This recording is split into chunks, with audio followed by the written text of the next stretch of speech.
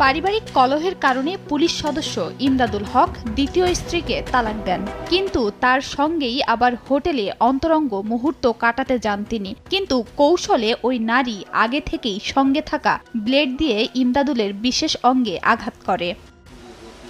রক্তক্ষরণ শুরু হলে চেপে ধরে হাসপাতালে যান ওই পুলিশ সদস্য। অবস্থা গুরুতর হওয়ায় ব্যান্ডেজ করে তাকে ঢাকায় পাঠানো হয়। ইমদাদুল হকের স্ত্রী আফরিন সুলতানা মিম বিষয়টি নিশ্চিত করেছেন, তবে এ বিষয়ে তিনি কোনো কথা বলতে রাজি হননি।